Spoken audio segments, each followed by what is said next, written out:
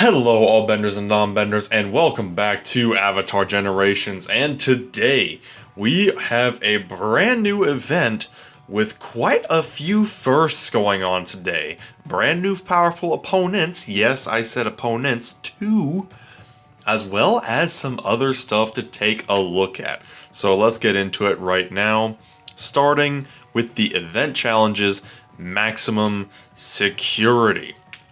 If you notice here, we do have some more of the burning coal event currency. We do have some more things to spend that on, so no worries there.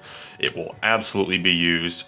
And now let's go through here and see what we're dealing with. First of all, we have battle with Fire Army faction heroes. So, anybody with the Fire Army faction, the Mass Soldier is one. If you have the Spear Soldier or the Mounted Soldier, that would work as well. You do get the Mass Soldier completely free to play. You get him pretty early on, so that is very easy. Additionally, if I'm correct, I do believe he does count as just a soldier faction as well. So pretty much all you have to do to complete these quests is stick the Fire Nation Mass Soldier on your team, and then just start doing your pirate domain. Start doing your arts expeditions, start doing your ascension material missions, your elemental missions, all that stuff. You just stick the Mass Soldier on there and you will get through these easy peasy. Additionally, we do have some quests here granting some arena tickets, upgrading special element heroes, upgrading fire element heroes, and then ascending those heroes as well. Very good if you're trying to get some more arena coins, or maybe you're trying to climb the ranks a little bit. You can get yourself some extra arena tickets and go wild with that. Next, I believe this is a first. They are actually putting some powerful opponent tickets in the rewards here. I actually already claimed two earlier that we're going to get to in a second.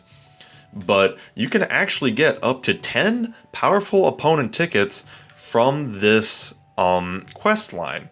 All you have to do here is grant immunity buff to self or allies in battle. That can give you a total of 4 powerful opponent tickets, and then inflict the special element on enemies in battle. That can get you an additional 4. Really easy way to cheese the immunity one is just give yourself a 2-piece of the immunity artifact set. Whoever you're using, just give them that set. They will get the immunity at the beginning of the battle. Boom, that counts. Super easy way to get this quest done. And then for special element heroes, you just throw in some Kyoshi warriors or Sokka and start doing combos using those special element heroes, and you'll start inflicting those debuffs no problem. Next, we do have just spending powerful opponent tickets. This grants the skip tickets here. I mean, all that's really for is just to start contributing more to this. That's really all that's for. Nice little bonus for if you are summoning. And then earning food and relic brushes, pretty standard. And then 2 more that I accidentally did claim already, but battling with Fire Army in the arena and battle with soldiers, or not in the arena, in activity battles, so like the pirate domains, and then battling with soldier factions. Same thing as I was just saying, you throw in the masked Fire Nation soldier, you're good to go, getting 2 more tickets, 1 each, bringing you up to a nice healthy 10 freebies, which for powerful opponent banners, that counts for a lot. Now let's take a moment here to look at the shop, because we do have more of the coal items. So what do we get here? First of all, we get the very humorous Illusions of Earth relic for outlaw characters. This is that lemur is firebending. Oh my gosh, that lemur is earthbending. I'm sorry, it's a little late. Cut me some slack. I'm trying, man. So, Illusions of Earth. Increase crit rate by 5%. This will go up on tiers, obviously, for 1 turn when the caster gains turn bar. So, and a simple effect, very much just trying to let you get those crit damage attacks. If you're building an outlaw character with really high crit damage, then this could serve you well, but don't stress yourself over it. This isn't anything too crazy, just a nice little thing to have if you want it. Additionally, we can actually get 100 nature stones 3 times, so a total of 300. Not bad at all. Some energy. Especially not bad are these Peace Chaos Summon tickets. You can get upwards of 6 of them, so very helpful there. And then some Ascension items. There is more to this shop, but we're going to get to that in just a second here. Before we do that, we're just going to take a look here at the summon shop here. We do have in the feature section the Messenger Hawk and the Mass Soldier that I've been talking about previously. The Messenger Hawk especially is a really, really good pickup.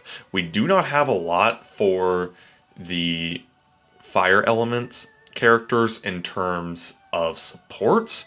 The only one that's really readily accessible for 4 stars is the Komodo Rhino. The Messenger Hawk isn't even in the banner really, which has always been kind of weird to me. So if you do have some spare duplicate coins here, now is your time to get the Messenger Hawk. I do believe I will be just getting all 6 copies here and get that maxed out, just boom, easy peasy. Now, the biggie, the headliner of the event is the Maximum Security Powerful Opponent banner. With a pity of 10, we have some interesting things to talk about here because there are not 1, but 2 brand new playable characters, Goro and Juro. You'll notice a few things here. First of all, original characters. Always fun. Second of all, 2 characters on 1 banner. Very new.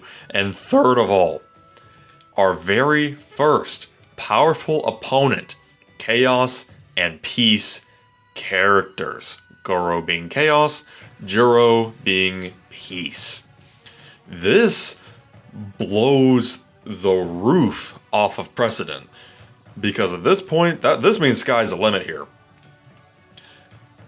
Mamushi could be a Chaos character. Commander Mamushi could be a Chaos character. The possibility alone makes me ecstatic, but that's neither here nor there. Let's talk about these 2 brothers. First of all, we have Goro. He is actually a special opponent, a special element character, wielding a very cool spear here. We have his basic here, Hostile Assertion, deals special damage to 1 enemy, meaning that he will inflict a special debuff based on the caster's speed. Reduce skill cooldowns by 1 if Volatile Stance is active. Now, what is Volatile Stance? That comes from this, Battering Blows.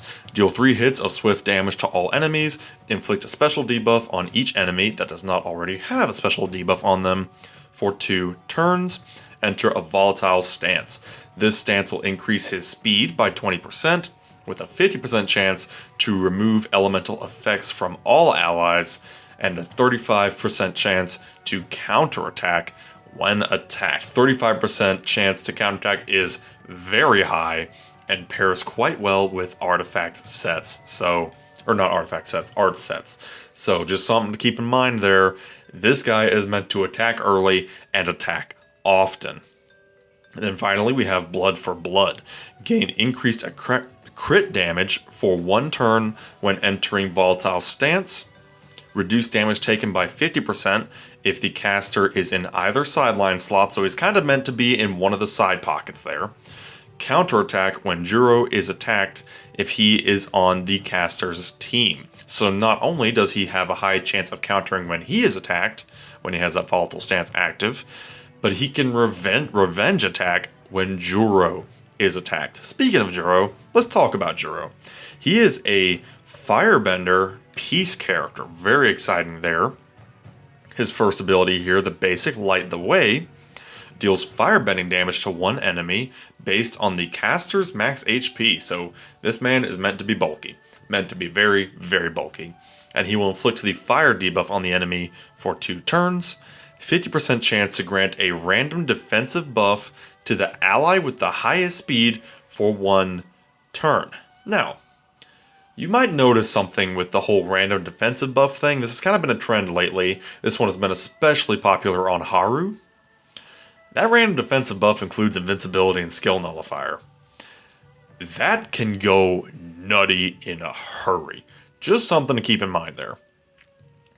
And then we have his advanced contingency plan. Heal each ally for 10% of their max HP, enter a contingent stance for 2 turns, instantly gain an extra turn.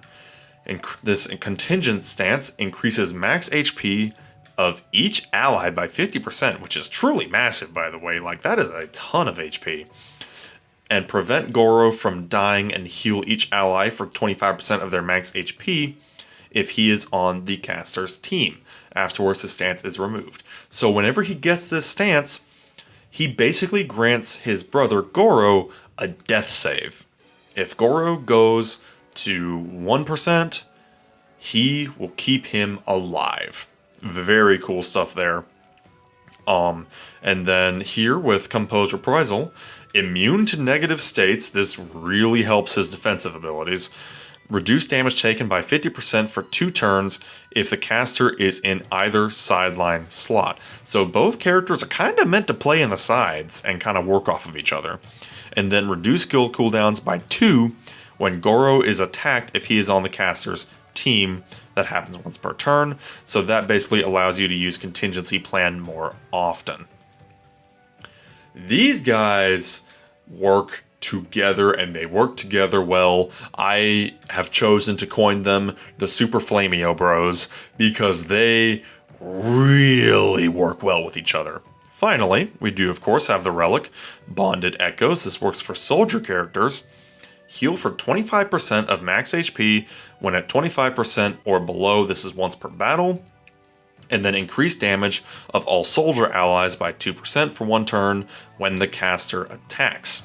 2% doesn't seem like a lot, but first of all, this will rank up on tier ups, and it's whenever the caster attacks, meaning this can actually stack up in a hurry, especially if you put this on Goro when he's counterattacking. Just something to keep in mind there. Also, I wouldn't swear to it. We saw this relic in action during the story. I think this one is a death save. I believe the heal will prevent a death if an attack would take you down to 1%, or excuse me, to 1 HP and then take them out, but I'd have to test that to be sure. So that is what we are looking at. Now you'll notice here, Bonded Echoes is at 1%, with Goro and Juro at 0.25% each. Now you might be asking yourself, how does this work since this is a powerful opponent banner? The Relic will always be guaranteed, first of all. So if you want the Relic maxed out, you do your normal 60 at the max. But for each pity, you have a 50% chance of getting either Goro or Juro. Now you may look at this and say that this ruins the whole point of the powerful opponent banner. The whole point of the powerful opponent banner is to get these powerful original characters free to play friendly. But I would hold off on judgment, and I say that for a reason. Because we need to go back to that shop real quick. Because we got 3 more items here: Goro, Juro, and the Relic. Now how can this be, you might ask? How can this be? Well, there is this little item here, this little coin. Whenever you reach pity, you will get one of the 2 brothers, the Relic, and also one of the coins. Now, I believe this happens specifically on pity. It does not happen whenever you get the character themselves. So I don't believe an extra character would net you an extra coin like it did with the Spirit's Call. Just something to kind of keep in mind there, that basically it's going to go at pity. Every 10, you get one of the characters, the Relic, and that coin. You get 2 coins, you can get either Juro or Goro. Keep in mind too that you can get 10 tickets from the quest here, as well as you can get 10 tickets with your adventure points, which a lot of us have no shortage of. So they have balanced it in a way that I feel is actually pretty decent. It does still lean on luck a little bit, but not much. If you take it to 60, if you do your 60 summons to max out the relic, that will give you 6 coins, which means you can get 3 characters. For Peace Chaos characters, that ain't bad. That still ain't bad, considering that they didn't have to do this. They did not have to do this. They could have said, hey, it's 50-50 shot, best of luck to you. They didn't have to do this, and yet they did. That tells me that they actually care about this still being pretty free-to-play accessible. I honestly think this is a pretty good compromise, because it would be a little insane for them to give both characters every 10 summons. That'd be a little nuts. This, however, it is acceptable. If you ask me, this is a pretty good compromise. So, with all that said, I will be doing a summon video on these characters just to kind of test a couple of those theories with the coins especially. So look forward to that in the very near future. Until then, we shall see you next time. Have a good one.